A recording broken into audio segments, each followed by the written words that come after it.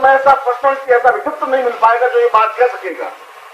तुम्हें ऐसा कोई व्यक्ति नहीं मिल पाएगा जो तुम्हारे दिल को ठोकर मार सकेगा, झकझोर सकेगा, लात की प्रहार कर सकेगा, तुम्हें कह सकेगा कि तुम गलती पर हो। कि गुरु चापलूसी करना जानता है, गुरु प्रार्थना करता है, गुरु हाथ जोड़ता है, गुरु गिड़गिड़ाता है, क्योंकि वो मानता है भिक्षुक है, और जो भिक्षुक है वो गुरु नहीं बन सकता, वह चापलूस होता है। और तुम जितने भी गुरुओं के साथ गए होंगे वे केवल चापलूस निकले होंगे, ढोंगी निकले होंगे, पाखंडी निकले होंगे, तुम्हारे सामने गिड़गिड़ाए होंगे और तुम्हें अच्छा भोजन करवाया होगा, तुम्हारी बहुत आदर सत्कार किया होगा। मैं ऐसा नहीं करता हूं, मुझे ऐसा करने की जरूरत नहीं है। मुझे तुम्हारे उस हृदय पर प्रहार करने की जरूरत है। मुझे जरूरत है तुम्हारे जो दरवाजे बंद है उनमें सड़ांध भर गई है, उसमें ताजी हवा का झोंका भरने की जरूरत है। मुझे जरूरत है कि तुम बसंत को भूल गए हो, उस बसंत की बाहर को तुम्हें वापस अपने विश्व में भरने की जरूरत है। मैं हर क्षण मेरी जीवंत उपस्थिति इस बात के लिए है कि तुम दौड़ करके मुझे मिल सको। तो अगर मैं चला गया तो ये जीवंत उपस्थिति नहीं रहेगी, उपस्थिति तो रहेगी। इस बात को तुम नहीं बोल सकते कि मैं चला गया, मगर जीवंत उपस्थिति नहीं मिल पाएगी। और जीवंत उपस्थिति जीवन की बहुत बड़ी पूंजी है, इस बात को तुम नहीं समझ रहे हो। और मैं पिछले 3-4 साल से इस शब्द को बार बार दोहरा रहा हूं। उसके पीछे अर्थ है चेतना है। और तुम आंखों की भाषा को बुला नहीं पाओगे, तुम्हारी आंखें उन दृश्यों को देख नहीं पाएगी, इन बातों को सुन नहीं पाएगी, इन चेतना को तुम एहसास नहीं कर पाओगे और जीवन एक निरर्थक बोझिल रह जाएगा। और यदि ऐसा जीवन रहा तो उस जीवन में और जीवन की मस्ती में कोई चेतना नहीं रह पाएगी। कोई ऐसा व्यक्ति तुम्हें नहीं मिल पाएगा जो तुम्हें इतनी तेजी के साथ कह सके, तुम्हारे हृदय में उतर सके और तुम्हें अपने प्राणों में समा सके। इतनी ताकत, इतनी विराटता उसमें होगी नहीं, है नहीं। उसके लिए तो कई सदियां बीतती है तब कोई ऐसा व्यक्तित्व पैदा होता है। और समाज उस व्यक्तित्व को पहचानता नहीं है और व्यक्ति अपना परिचय समाज को देता नहीं है।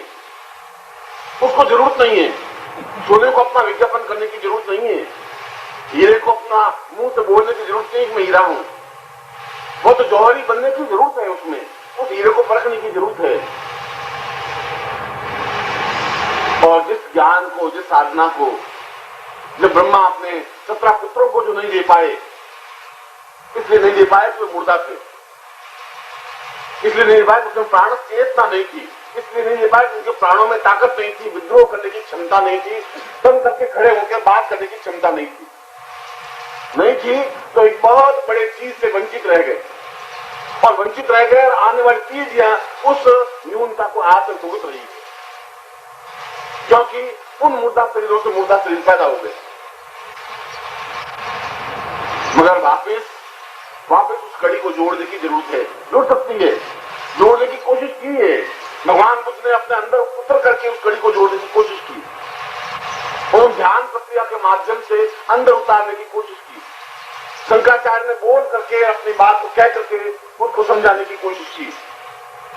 कई व्यक्तियां हो सकती हैं, कई तरह की अभिव्यक्ति हो सकती है, बोल करके भी, अंदर उतर करके भी, कह करके भी, समझा करके भी। कृष्ण ने कर्म क्षेत्र में खड़े होकर के कर्म के माध्यम से समझाया कि यह जीवन है, यह चेतना है, यह प्राण है, मुर्दा शरीर होने की जरूरत नहीं है। वो कह रहा है ये सब मुर्दे हैं, तो यह कह रहा है क्योंकि मुर्दों की संतान है इसलिए मुर्दा है। और कृष्ण जैसा व्यक्ति गलत नहीं बोल सकता।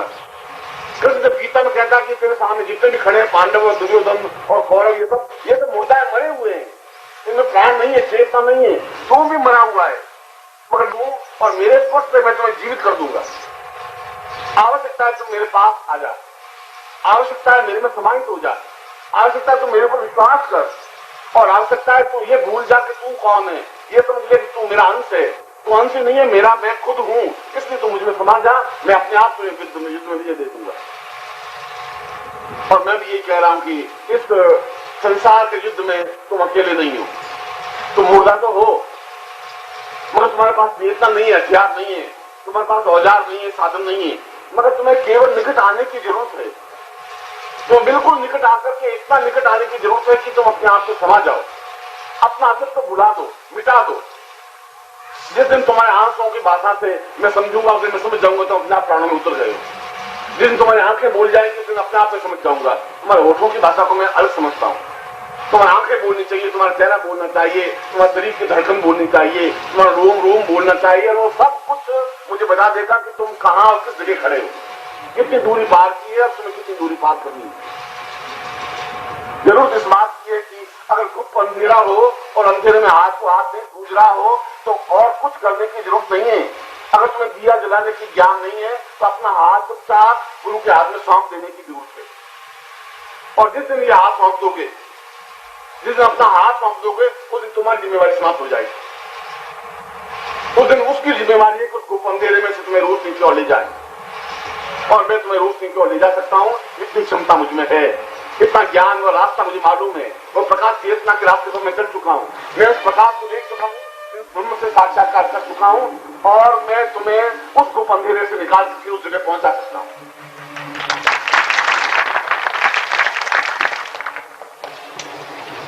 और ये चीखना चिल्लाना मेरी रोटी रोजी नहीं है।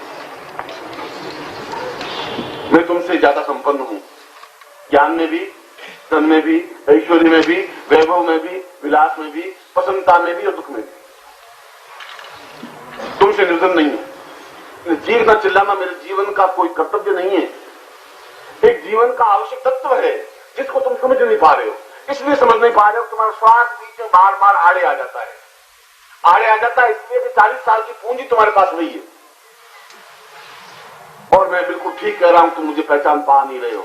और ये भी मैं ठीक कह रहा हूं, तुम मुझे पहचान पाओगे नहीं। और ये भी मैं ठीक कह रहा हूं कि पछताने के अलावा तुम्हारे पास कुछ नहीं रहेगा। आने वाली पीढ़ियां तुम्हें धिक्कारेंगी, तुम्हें बदनाम कर देंगी, तुम्हें गालियां देंगी। तुमने बहुत कुछ प्राप्त कर सकते थे, तुमने कुछ नहीं प्राप्त किया। पीढ़ियों के पास उत्तर देने के लिए तुम्हारे पास कोई लाइन नहीं बचेगी। इतिहास तुम्हारा नाम बहुत गलत ढंग से लिखेगा, इसलिए कि तुम उस गंगा नदी के किनारे जाकर के भी प्यासे रह गए, मानसरोवर में जाकर के भी डुबकी नहीं लगा पाए। तुम जीवन में बहुत कुछ प्राप्त करते हुए भी कुछ नहीं कर पाए, खाली के खाली रह गए। मगर तुम बहुत कुछ प्राप्त कर सकते हो। मैंने वही जहां से अपनी बात प्रारंभ की थी वहां वापिस कह रहा हूं कि कालखंड बहुत कम बचा है और समय और दूरी बहुत लंबी है। उस लंबी दूरी को तुम अपने पांवों से पार नहीं कर सकते तो गुरु के पांवों से पार कर सकते हो। अपनी ताकत से पार नहीं कर सकते, गुरु की ताकत से पार कर सकते हो। अगर तुम्हारे पास करने की ताकत नहीं है तो गुरु के पास पहुंचने की, शिष्य बनने की। और मेरे शिष्य की परिभाषा दी है कि देर से देर मिलने को शिष्य नहीं कहते, प्राण से प्राण मिलने को शिष्य कहते हैं।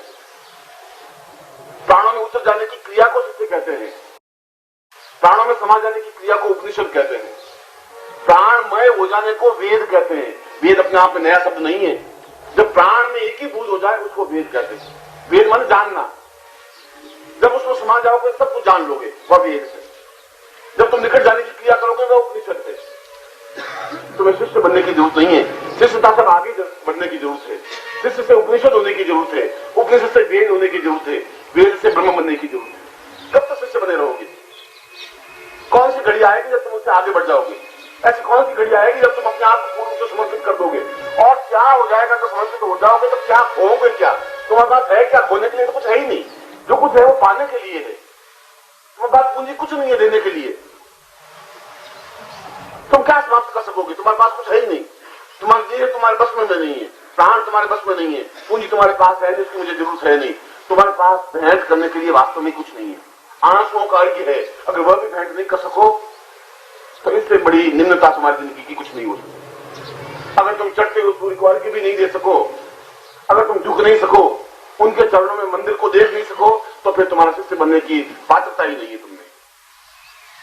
और फिर मेरा चीखना चिल्लाना, मैं तो जीवन के अंतिम क्षण तक भी तुम्हें आवाज तो दूंगा ही, क्योंकि वह मेरा धर्म है, वह मेरा कर्तव्य है, वह मेरा खून का रेशा है। मैं आया ही इसीलिए हूं, मेरा जन्म इसीलिए हुआ है, मेरे जीवन का चिंतन और तथ्य भी यही है, तर्क भी यही है।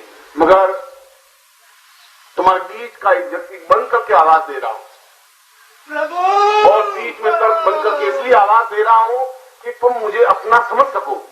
अलग खड़े होकर के बोलूंगा तुम समझ नहीं पाओगे।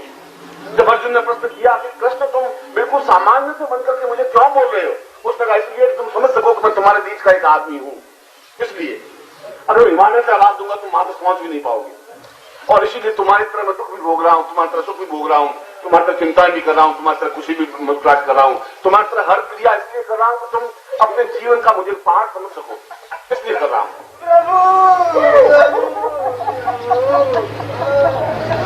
तुम बैठ जाओ।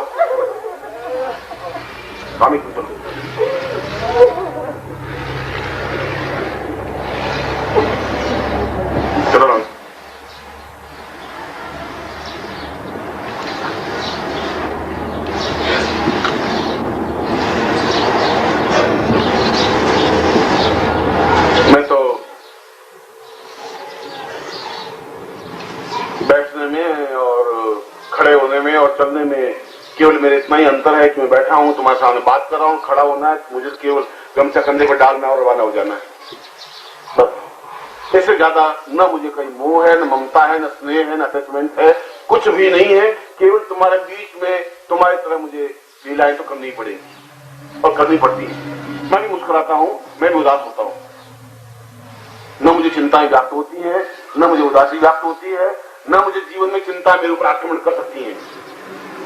मगर मैं अगर तुम्हारे बीच की धड़कन नहीं बन सकूंगा तो मुझे मिल नहीं पाओगे, एकाकार नहीं हो पाओगे। रेत के अंदर पानी मिल नहीं सकता, पानी के अंदर पानी मिल सकता है। अगर तुम पानी हो तो मुझे पानी बनना पड़ेगा, अगर तुम रेत हो तो मुझे रेत बननी पड़ेगी। जैसे तुम हो वैसा मुझे बनकर के खड़ा होना पड़ेगा। चाहे मैं अमृत कुंड हूं तभी मुझे रेत बनकर के खड़ा होना पड़ेगा। और तुम देखोगे ये तो रेत है, मैं रेत हूं, ये भी तो रेत है। ये तुम्हारी आंखों का भ्रम है। आंखों का भ्रम इसलिए है कि तुम उस गहराई के साथ देखने की कोशिश नहीं करते हो कि ऐसा इतना अमृत कुंड क्यों रेत बनकर के खड़ा है, सामान्य जल बनकर के क्यों खड़ा है। जितना योगी यदि सन्यासी एकदम से जिसको अर्घ्य देते हैं वो हमारे बीच में क्यों चीख रहा है, क्यों चिल्ला रहा है, क्या स्वार्थ क्या है, क्या प्रयोजन क्या है, मकसद क्या है, क्या तुमसे लेना क्या है मुझे। मैं नहीं जानता कि तुम्हारी आंखें कब खुलेंगी, और मैं ये भी नहीं जानता कि तुम्हारे हृदय के कपाट कब जागृत होंगे। मैं ये भी नहीं जानता कि मेरे किन प्रहारों से तुम्हें चेतना व्याप्त होगी, कब तुम्हारा दीपक जल पाएगा। और यदि नहीं जल पाया तो फिर एक दुर्भाग्य, एक बार फिर उस इतिहास को लिखेगा कि तुम्हें एक बार फिर जन्म लेना पड़ेगा। फिर इतिहास लिखेगा कि तुम फिर मेरे पास आओ, फिर मैं तुम्हें यही बात जो आज कह रहा हूं फिर मुझे कहनी पड़ेगी। मगर तब तक बहुत समय बीत चुका होगा। समय तो बहुत कम है, और जीवन को समझने के लिए, जीवन का आनंद लेने के लिए और जीवन की मस्ती लेने के लिए तुम्हें पात्र लगना पड़ेगा। और इसीलिए इतनी कठिन और कठोर और अद्वितीय दीक्षा। और मैं बिल्कुल भगवती जगदम्बा के चरणों में बैठा हुआ हूं। कल रात को साधना में तो बैठा तो शायद मेरे ऊपर बहुत ज्यादा मानसिक दबाव पड़ा कि तुम ये क्या कर रहे हो, इस सिद्धेश्वर दीक्षा देने का तात्पर्य मकसद क्या है, क्यों जा रहे हो, क्या जरूरत है इन लोगों को, ये कहां खड़े हैं, तुम सिद्धेश्वर दीक्षा कहां दे रहे हो, किन लोगों को दे रहे हो। मैं उनको समझा रहा था कि जिन लोगों को दे रहा हूं उनके लिए गुण और अवगुण और कुपुत्र और सुपुत्र की मैं गणना नहीं कर पा रहा। मुझे जरूरत नहीं है। कुपुत्र हैं तब भी मेरे प्राणों से उतने ही प्रिय हैं जितने सुपुत्र हैं। मेरे प्राणों के अंश है, मेरे प्राण है, इसीलिए मैं दीक्षा देने के लिए तैयार हुआ हूं, उद्यत हुआ हूं। कल पूरी रात उस संघर्ष में मुझे बितानी पड़ी है, उन ऋषियों से भी, उन सिद्धों से भी, उन योगियों से भी, उन सन्यासियों से भी, जो आज इतना प्रयत्न सेवा करने के बावजूद भी सिद्धेश्वर दीक्षा प्राप्त नहीं कर पाए। क्योंकि इतनी कठिन कठोर परीक्षा है कि बार बार शिष्य के पास, गुरु के पास आता है, बार बार ठोकर खाता है। और जब पूर्ण रूप से मिट जाता है बीज, जब मिट्टी के अंदर मिल जाएगा तो विशाल वृक्ष फल बन सकेगा। तो मिटने की क्रिया ही नहीं जानते। बीज बाहर पड़ा रहेगा तो पेड़ नहीं बन सकता, पेड़ नहीं बन सकता तो छाया नहीं दे सकता, उसको मिटना पड़ेगा, तेल को जलना पड़ेगा तो दिया जल सकता है।